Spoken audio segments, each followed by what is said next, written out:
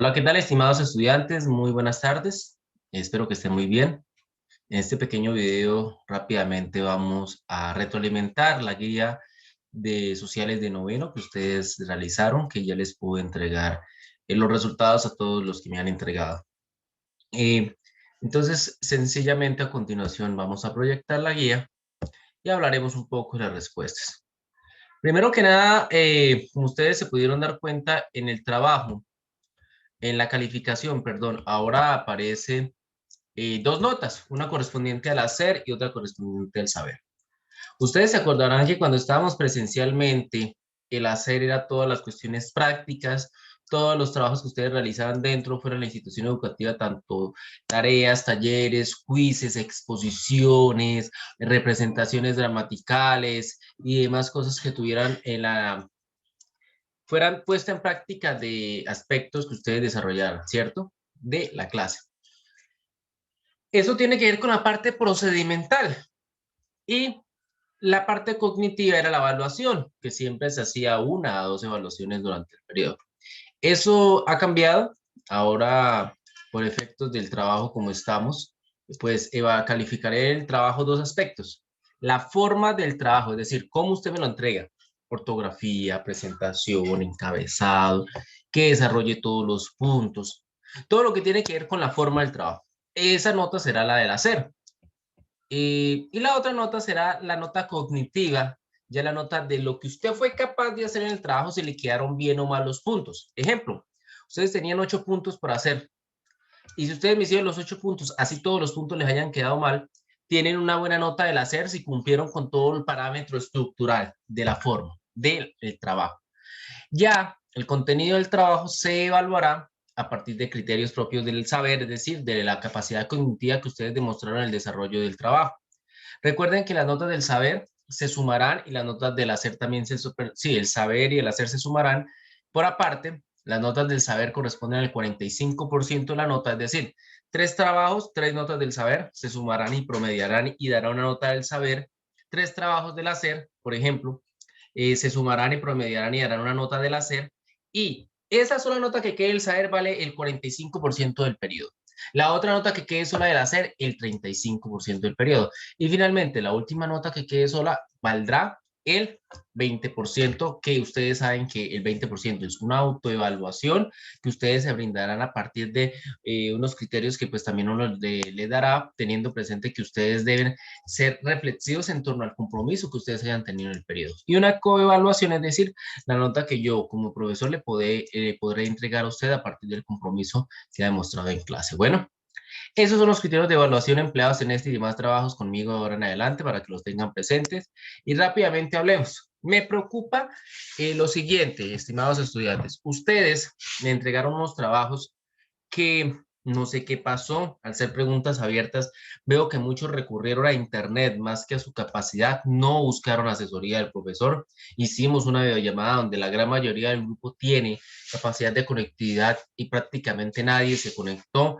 Tampoco acudieron a mí en horario de, porque unos pocos sí, pero la gran mayoría no acudió a mí para aclarar dudas. Ustedes saben que no les puedo decir la respuesta, pero sí les puedo contextualizar la tarea por medio de videollamada, sí, otra videollamada si necesitaban particular, audios, una llamada telefónica.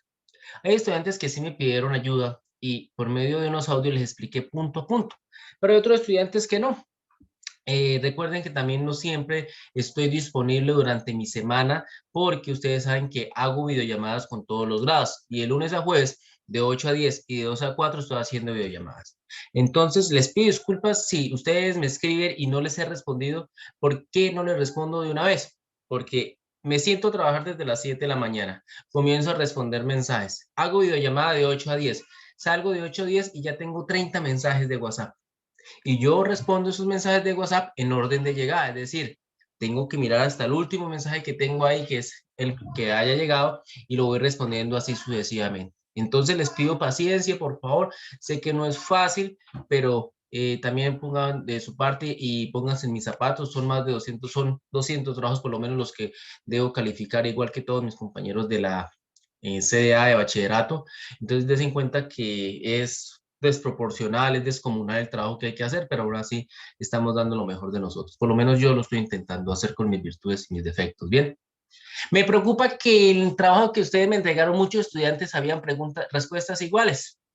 Y yo saco dos conjeturas. O son respuestas que encontraron en internet y casualmente eh, coinciden, ¿sí? O son que ustedes se repartieron entre todos ustedes las respuestas y me hicieron fraude. Es el primer trabajo, no quiero entrar de una vez a generar inconvenientes. Traté de hacer un seguimiento, al final no me quise desgastar con eso en esta oportunidad. ¿Por qué? Es el primer trabajo y quiero aclarar lo siguiente antes de explicar. Como ustedes saben, nosotros trabajábamos en clase presencial, grupos de A3. Yo sé que hay estudiantes que trabajan con los demás compañeros o presencialmente o remotamente. El trabajo es individual, que quede claro, ¿sí?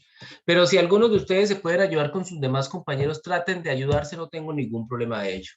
Tanto virtual o tanto presencial es su responsabilidad, pero recuerden que yo no los estoy mandando a hacer eso. Es algo que ocurre. Estoy consciente de que es algo que ocurre porque no todos están herméticamente guardados en su casa haciendo lo mejor posible. Bueno, si usted es de los que por aquí o Y razón va y hace las tareas con un compañero virtual o presencialmente, yo no tengo problema con eso. Lo que sí tengo problema es que me entreguen las mismas tareas tal cual. ¿Por qué no hacemos el esfuerzo al menos de que yo trabajo con mi compañero, pero me esfuerzo por hacer respuestas diferentes desde que sea posible? Diferentes palabras. Porque es que es incómodo encontrar hasta los mismos errores de ortografía, ¿sí? Los mismos errores de redacción. Me parece terrible, la verdad. Ustedes en el IFES no van a estar allá con los demás compañeros, allá no va a haber alguien que le diga a usted nada. Y si usted se adecúa ya mediocremente a solamente andar a lo que le digan los demás, usted no va a aprender a leer, no va a aprender a escribir, no va a aprender a interpretar, no va a aprender a crear. Entonces, arriesguese, láncese al agua, salga al ruedo. Ay, profe, que es que me da miedo porque me quedan los trabajos mal. Yo prefiero los estudiantes que se esfuerzan, ¿sí? Que, como decía el profesor de matemáticas groseramente, que van materia gris, que su mente la exigen para responder por su propia cuenta, porque le están haciendo una pregunta que debe responder usted, no debe responder el vecino, la vecina, el papá, la mamá. Y así le queda mal al principio, poco a poco va aprendiendo a cómo debe responder una pregunta. Pero desafortunadamente hay estudiantes que hasta haciendo copia les va mal. Yo espero que no haya sido copia, espero que haya sido el internet y como eran muchas preguntas abiertas, por eso lo dejé así en esta ocasión. Si me doy cuenta que hay trabajos que repiten más de 2 o 3 veces, totalmente anulo esos trabajos. Los anularé y sin derecho a recuperación. Que quede claro, por favor. Entonces quiero que tengan eso presente, estimados estudiantes de noveno grado, porque estoy cansado de mediocridad de algunos estudiantes, sé que hay otros que sí se esfuerzan y pongámonos el reto, o sea, yo no le estoy diciendo que no pueden trabajar con su compañero, no, no hay ningún problema. Lo que ustedes deben hacer es presentar la respuesta a su manera, con sus palabras, con su capacidad. Que encuentran la respuesta, preséntenla con sus palabras, hagan lo posible, esfuércense, por favor. Esa es mi invitación. Cerrando ese pequeño paréntesis que quise abrir, vamos a mirar las preguntas de análisis. Las preguntas de análisis eran en torno al texto y en torno a la temática en general. Hay preguntas difíciles, sé que hay preguntas que no están literalmente en el texto, perdón, requerían un ejercicio de lectura mayor, entonces leamos. ¿Cuáles situaciones se tenían que haber dado para que los aliados imperios centrales hubieran ganado la Primera Guerra Mundial? En ese punto, la gran mayoría, me atrevo a pensar que es de internet, fue y buscó y lo primero que encontró y le quedó mal o le quedó regular. ¿Por qué? Dos cosas. Primero, en esta primera pregunta, la respuesta estaba prácticamente literal en el texto. ¿Cuál era la respuesta? Dice, ¿cuáles situaciones tenían que haber dado para que los aliados imperiales centrales hubieran ganado la Primera Guerra Mundial? Las situaciones que se tenían que haber dado, ¿sí? Eran las que al final hicieron que los aliados perdieran. ¿Cuáles fueron las situaciones que hicieron que los aliados perdieran? El actuar de Alemania, el texto nos lo daba literal. Ustedes, vamos a ver si lo encontramos aquí buscando el texto rápidamente. Si mal no recuerdo, está acá. La situación para Alemania en casa era sombría. Ah, no. ¿Sí? Antes. Antes, aquí está. Pero el triunfo alemán era solo una ilusión, pues Alemania, al incrementar sus ataques submarinos, cometió el error de hundir naves con pasajeros norteamericanos. Los Estados Unidos se habían mantenido aparentemente al margen de la guerra. La realidad era que colaboraba con la Triple Entente, pues se sentía culturalmente unidos a esto. Simultáneamente, los servicios de espionaje aliados interceptaron una nota en la cual Alemania se comprometía a ayudar a México a reconquistar. Bien, ustedes me hablaron de que los otomanos debían haber tenido una mejor capacidad y el imperio austrohúngaro, sí, es cierto, yo no voy a decir que eso sea falso porque es cierto, pero si hay información del texto de la guía, ustedes deben rescatarme la información de la guía. Ustedes van a estar en una prueba de estado y no van a tener papá Google que les va a brindar todo. No, no lo van a hacer, no lo van a poder tener. Entonces, si no son capaces de extraer la información del texto que tienen, ya están evadiendo la tarea. Y como Google siempre uno le escribe las preguntas y Google nos suministra toda la información fácilmente, lo cual no es mal recurso, no hay ningún problema. Pero es que ese trabajo no era de ir a consultar, ese trabajo era de análisis, es decir, a partir de la temática que estaba ahí. Entonces, por eso quienes hicieron eso solamente les valí medio punto y no se los valí completo. Quienes además de eso también me complementaron con las situaciones que básicamente en resumidas cuentas era que los Estados Unidos no hubieran entrado a la guerra frontalmente, ¿sí? Es la respuesta unificada en torno a eso. Hubiera aceptado eso. Bueno, que quede claro ese punto, por favor. El segundo punto. ¿Qué consecuencias tiene un nacionalismo extremo? Explique con relación a los acontecimientos de la Gran Guerra y la posguerra. Muchos se fueron allá a buscar definiciones temáticas, conceptuales, hasta copiaron la introducción de un artículo que copiaron la introducción pero no respondieron la pregunta. Entonces me parece triste que hasta buscando una fuente de información no seamos capaces de puntualizar una pregunta, porque para hallar una respuesta tengo que puntualizar una pregunta. El IFES es igual. Si yo quiero saber qué es lo que debo responder, debo saber qué me están preguntando. Si no, ya estoy perdido.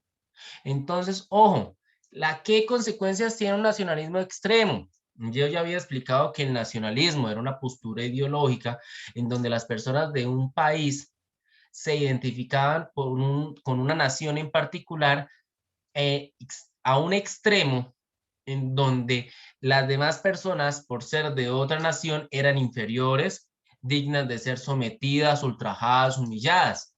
Yo les dije, todos somos nacionalistas en cierto medio porque como mínimo nos identificamos como colombianos. Nos identificamos a una cultura, un territorio, una nación, una soberanía, pero un nacionalismo, yo diría que moderado no es malo, ¿sí? Pero en exceso es malo cuando, por ejemplo, el que es venezolano por ser venezolano lo queremos ultrajar. Estoy poniendo un ejemplo, por lo menos de la situación actual de diplomática con nuestro vecino país, que porque somos colombianos miramos por debajo del hombro a los peruanos o a los bolivianos que porque son indígenas, porque es algo que ha pasado, que porque somos colombianos miramos por debajo del hombro a países del Caribe, porque son islas pequeñas sin mayor poder, por ejemplo, que porque somos colombianos nos creemos el mejor país y los demás países son malos, entonces todos son ignorantes, mediocres y debemos ultrajarlos. Esas son posturas nacionalistas. Y eso pasó en la posguerra, como le expliqué en el anterior video de la clase, quienes pudieron verlo, que sé que fue la gran mayoría, y quienes no lo vieron me pidieron ayuda unos por WhatsApp y se la di. Entonces, quienes no me preguntaron fue porque no quisieron realmente. Es solo un caso de un chico que sí, como le dije, le pedí disculpas, no le respondí en el momento porque estaba en una videollamada, pero también me pregunta el jueves, cuando toda la semana tuvo el tiempo, y cuando me pregunta el jueves, después de la videollamada, pues, como les digo, él no fue la primera persona en preguntar, entonces, cuando llega ya a responderle, ya me dijo que se estaba asesorando por Google, entonces, pues, más no puedo hacer tampoco. Bien, entonces, ojo, ¿qué pasó en la Gran Guerra y la posguerra? Ese nacionalismo, ese fanatismo extremo por un país no ayudó para nada, sino que al contrario hizo que la gente en esa Primera Guerra Mundial, como loca prácticamente, apoyara una guerra, ¿sí? Porque prácticamente tocaba matar a los alemanes, porque le declararon la guerra a los rusos y porque ellos eran enemigos de nosotros, ya, tocaba ir a matarlos ya. Y todo el que fuera alemán era digno de ser asesinado. Así, no más. No, oye, pero es un ser humano, no es necesario. ¿Por qué debemos adoptar una postura así tan beligerante? No, hay que ir a acabar con ellos porque es que ellos son una plaga. Así, ya eran posturas nacionalistas extremas. Bueno, Entonces, las consecuencias de un nacionalismo extremo es que alimentan el odio, el resentimiento y el sed de venganza de una nación, ¿sí? Y ayudan a que una guerra se desarrolle con mayor crueldad. Bueno, una guerra en el caso que vimos de la Primera Guerra Mundial. Bueno, y cuando hablan de la posguerra también, porque el nacionalismo siguió en las negociaciones de Versalles. A Alemania le impusieron unas sanciones en el Tratado de Acuerdo de Paz injustas, porque es que la culpa de la guerra no fue solo de Alemania, pero le echaron todo el agua sucia porque es que los alemanes perdieron y los alemanes son la peste de Europa. Así era la postura por lo menos los franceses. Bueno, entonces terrible. ¿Y qué terminó alimentando eso? Una Segunda Guerra Mundial. Tercer punto. ¿Piensa usted que la diplomacia debe primar la información secreta? Justifique su respuesta. Tanto quienes me dijeron que no, como quienes me dijeron que sí, valí la respuesta porque es una pregunta abierta, es de opinión propia, lo importante era justificarla de la mejor manera. Muchos estudiantes, muchas respuestas iguales, la verdad lo que les digo. Hice el mapeo, pero había unas respuestas iguales y otras respuestas, digamos, no todos los estudiantes compartían todas las respuestas iguales, pero algunas coincidían. Entonces yo voy a hacer algo sencillo. Próxima tarea, si veo que eso ocurre de nuevo, donde encuentre más de 3 trabajos que se repite una respuesta, así las demás respuestas no se repitan, y me doy cuenta que ya es una cuestión de que están todos, puedo acusarlos de copia, ese punto se los anularé, o máximo se los valdré por medio, así les quede bien. Entonces, chicos, los invito a que por favor nos esforcemos un poquito más y hagamos las tareas. Yo lo que menos quiero es que ustedes saquen malas notas, quiero es demostrarles por qué están bien o por qué están mal las cosas que han hecho. Bueno, entonces, la diplomacia, ojo, porque la diplomacia es la capacidad de un Estado de intervenir, de dialogar con otra nación por medio de la palabra, por medio del consenso y las negociaciones, ¿sí? Y la información secreta en muchos casos puede primar, en muchos casos no puede primar, y por lo menos en la Primera Guerra Mundial.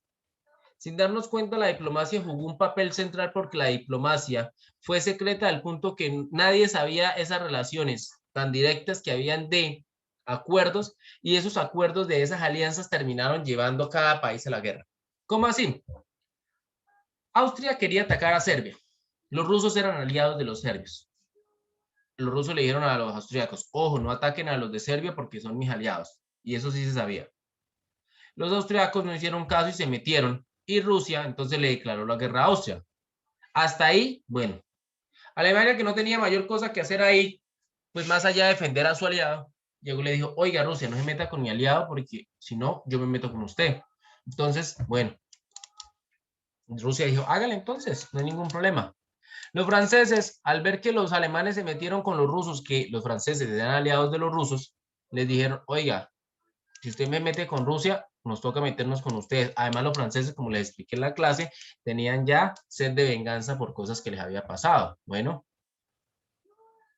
entonces, los franceses pues también se metieron y bueno, al momento los ingleses. Y ahí, a ese punto iba la diplomacia, es decir, en qué punto ese tipo de alianzas secretas son buenas o son malas. Bueno, que quede eso claro, pero pues lo vale en general. Cuarto, ¿cómo se puede, cómo se complementa la economía y política de un país? La mayoría de la gente también, ¿sí? Como les digo, en varios encontraba una misma respuesta. Y esa misma respuesta me daba alusión a que son, ¿cómo era que decía? Directamente proporcionales por un lado, pero muchos no me copiaron ni siquiera el otro lado. Me copiaban la respuesta incompleta. Aún así se las valí porque al menos establecían una relación directa entre economía y política, pero ojo, ¿cómo se complementa la economía y política de un país? De muchas maneras. ¿Por qué? Porque toda decisión económica tiene consecuencias políticas y toda decisión política tiene consecuencias económicas. Ejemplo en el tema que estamos hablando. La salida a la Primera Guerra Mundial, el participar en la Primera Guerra Mundial fue una decisión política. Los países tomaron decisiones políticas en torno a participar o no. Y tuvo consecuencias económicas en que esos países, para poder ganar esa guerra, tuvieron que invertir muchísimo dinero y a su vez perder gran parte de su capacidad económica porque la malgastaron en la guerra, ¿cierto? Un claro ejemplo es el siguiente. Hasta la Primera Guerra Mundial, Inglaterra era la mayor potencia del mundo.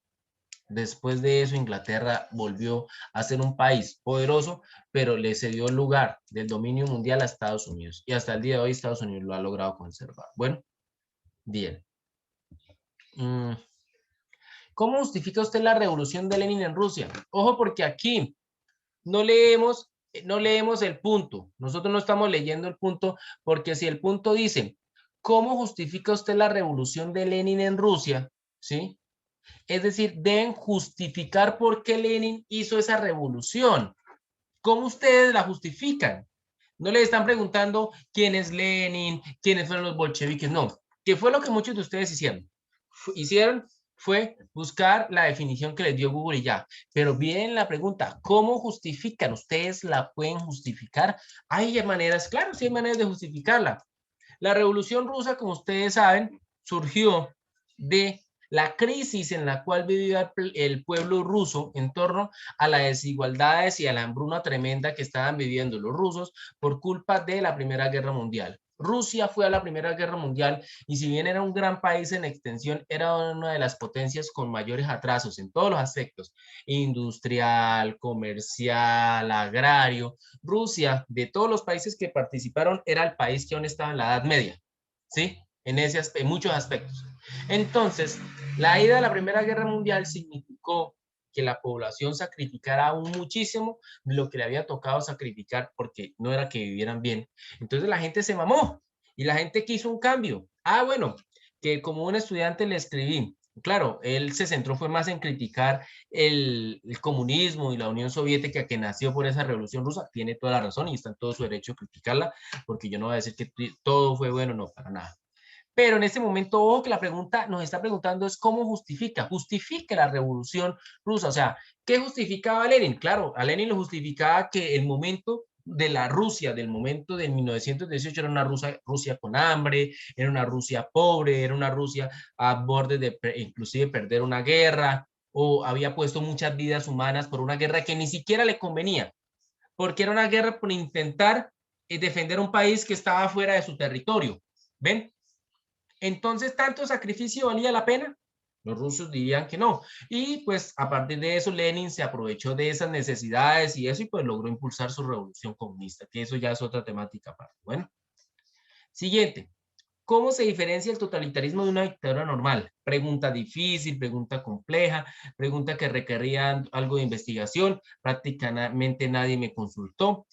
Ojo que hay una gran diferencia, ¿sí? Ambas son posturas que intentan dominar todos los aspectos de la vida. Pero hay dos cosas. Mientras una dictadura normal, quien manda es una persona y quien manda, además de que manda solo, no intenta dominar todas las expresiones del ser humano. Es decir, en una dictadura normal, en aspectos culturales, no necesariamente el dictador intenta dominar todo. En aspectos religiosos, no necesariamente. En aspectos sociales. Es decir, en una dictadura normal no hay tanto nivel de sometimiento. Sí lo hay, pero no es extremo. Pero en un totalitarismo, además de que en un totalitarismo no manda solo una persona, sino manda un partido como tal, ¿sí? En un totalitarismo sí hay una total intromisión de ese partido en todo el modo de vida de la sociedad. En una dictadura, el dictador manda, pero lo que más le importa es mandar, pero no le importa tanto como meterse en todos los aspectos de la vida cotidiana de las personas. En un totalitarismo sí, en un totalitarismo se busca cambiar hasta lo que usted cree, hasta lo que usted piensa, a quien usted reza, etcétera, etcétera. ¿Listo? Entonces, esas son las grandes diferencias. El grado de intromisión en todos los aspectos de la sociedad y a su vez que en el totalitarismo mandan un partido como tal. Hay una persona que lo lidera, pero como tal son políticas de partido, de una colectividad. Pero en una dictadura no hay un partido como tal, sino es una persona en el poder por medio de la fuerza. Un ejemplo claro, mientras que en la Alemania nazi, Adolf Hitler, ¿sí? Fue la máxima figura del nazismo, de hecho fue el que lo fundó y eso, pero detrás de él había un colectivo de personas enorme, un colectivo de personas que apoyaban no solamente el gobierno de Hitler, sino el gobierno del Partido Nacional Socialista Nazi, en torno a todos los aspectos económicos, sociales, políticos, religiosos, etcétera, etcétera. que justificaron cosas terribles, terribles, porque era un porcentaje de la sociedad. Muy diferente a la dictadura de Gustavo Rojas Pinilla en Colombia, que fue un militar que llegó al poder y por ser militar, mediante la fuerza se mantuvo en el poder, pero no fue una persona que llegara a imponer como tal una creencia de partido, por decirlo así, como si lo hicieron los nazis o el fascismo en Italia, por ejemplo. Quedémonos con el nazismo, que es lo que vamos a trabajar más, creería yo. Bueno, ¿qué sucede cuando una generación se deshumaniza? Ah, bueno, una cosita ahí que se me olvidó. En los trabajos, por favor, siempre escriban la pregunta. Es muy difícil para mí calificar, más cuando son varias preguntas. Cuando ustedes no escriben, yo no estoy pidiendo que transcriban toda la guía, pero tómense la delicadeza de copiar los puntos al menos, por favor. Eso ayuda muchísimo en la calificación. Además de eso, si ustedes pueden enviar los trabajos en PDF mejor. Si pueden armar el PDF después de haberlo hecho, es decir, escaneando lo que ustedes hicieron, me ayudaría mucho, desde que la imagen sea de buena calidad, mejor, y eso me ahorraría tiempo en calificación, ¿bien? Porque una de las demoras que he tenido es que para montar cada PDF tengo que coger cada imagen de ustedes, subirla a Word, en Word acomodarla, después guardarla en PDF y ahí sí lo abre y eso quita tiempo. Eso quita tiempo porque, como les digo, son 200 trabajos del colegio. Hagan cuentas cuánto me demoro, ¿bien? Ahora sí, séptima pregunta. ¿Qué sucede cuando una generación se deshumaniza por su experiencia en la guerra? Era una pregunta abierta, entre comillas, que ustedes podían responder con sus propias capacidades y si no había las propias capacidades para ello, pues al menos que hubiera la intención, no solamente papá Google, muchos lo hicieron, pero bueno, les valí, como les digo. Cuando una generación se deshumaniza por la experiencia en la guerra pueden ocurrir muchas cosas, generalmente negativas. Ustedes saben que los que nos permite vivir en sociedad es un sentimiento de humanidad, es un respeto por el otro. Todos los seres humanos somos sociales porque necesitamos de otra persona para sobrevivir. Nosotros no hubiéramos nacido si no hubiéramos tenido un papá o una mamá mínimo para la cuestión biológica. Nosotros muy difícilmente podríamos tener subsanadas todas nuestras necesidades por nuestra propia cuenta. Entonces necesitamos quien nos haga los trabajos de X o Y manera, quien nos venda los alimentos o esto o aquello. Bueno, y ese contacto social lo que nos une mediante el respeto día a día es un gesto de humanidad en donde sabemos que la otra persona tiene los mismos derechos y los mismos deberes que yo y siente también. Pero cuando vemos actos de violencia tan atroces y nos acostumbramos a ellos, creemos que es lo normal y eso es deshumanizar a la persona. En una guerra, cuando alguien se acostumbra a matar, a matar, a matar, a matar, matar a alguien ya no va a ser algo, por Dios, terrible, sino va a ser algo normal. Como hemos vivido en el conflicto armado, si hablamos con las personas que han participado, ya les parece hasta normal matar a alguien, quienes desafortunadamente han tenido que participar en ello. Bueno, lo cual no es normal, nunca va a ser normal que alguien tenga que quitarle la vida a otra persona, porque como ustedes saben, la vida es el principio fundamental de este planeta. Sin el principio fundamental de la vida seríamos igual o peores que los animales, porque al menos los animales cuando quitan la vida es por una necesidad de alimentación, no por placer, como a veces ha ocurrido con el ser humano. Bueno, entonces cuando una generación se deshumaniza y por su experiencia en la guerra, ¿qué puede suceder? Hay desorden social, hay incapacidad de respeto del otro, se pueden cometer actos de barbarie, etcétera, etcétera, ¿sí? La deshumanización de la humanidad por la experiencia de guerra implica que la humanidad ha retrocedido en la capacidad de convivir en sociedad. Bueno, la octava pregunta. ¿Cómo puede un joven que ha peleado en una guerra retomar su vida cotidiana? ¿Cree usted que logra retomar su vida anterior? Esa pregunta al final la valí como dos partes, porque tiene dos preguntas, entonces quien respondió solo una parte, que fue la gran mayoría, de hecho, papá Google, ¿sí? No respondieron la otra parte que dice, ¿cree usted que logra retomar su vida anterior? No respondieron. Entonces la valí solo por medio, porque es que si no somos capaces ni siquiera de puntualizar la pregunta, a pesar de que estamos buscando la respuesta literal de Internet, cuando deberíamos ser capaces de responderla propiamente, porque es una pregunta que no es literal del texto siquiera, sino es más una reflexión, que dice, ¿cómo puede un joven que ha peleado en una guerra retomar su vida cotidiana? Yo creo que eso fácilmente preguntándole, oiga, papá, mamá, ¿cómo cree que una persona después de haber ido a la guerra puede retomar su vida cotidiana? Ah, bueno, podrían haber buscado con el apoyo familiar, encomendándose y buscando a Dios para sanar sus heridas, ¿sí? Acudiendo a ayuda profesional, que todos me escribieron esa ayuda profesional, pero fue toda literal, ¿sí? Ahí les estoy dando 3 opciones ya, buscando o intentando olvidar las cosas del pasado para poder sobrevivir, aprendiendo a perdonar a quienes desafortunadamente les guarda rencor, cosas de ese tipo, porque desafortunadamente, pues desafortunadamente no. Ese tipo de cosas son necesarias para poder salir adelante después de haber participado en un conflicto. Bueno, ¿cree usted que logra retomar su vida anterior? Es una posición personal que ustedes tenían que decir sí, no y por qué ya. ¿Creen que logran retomar su vida anterior? Sí. Considero que después de todo eso, esa persona, a pesar de que tenga malos recuerdos, podrá volver a retomar su vida, sufriendo aún así recordar todo lo vivido. No, considero que a pesar de ello, de que se haga todo lo que se haga, todos esos recuerdos van a estar ahí, van a seguirlo lastimando y lo único que le queda es aprender a vivir, pero con el trauma de todo lo vivido. ¿Ustedes podían responder cualquiera de las 2 opciones? Claro que sí, pero argumentándolas. Entonces, ojo con lo que les dije en los trabajos de estudiantes de 9º grado. No quiero, porque por si no les fue bien en la parte del saber a todos, y no quiero tener trabajos en uno a mayoría.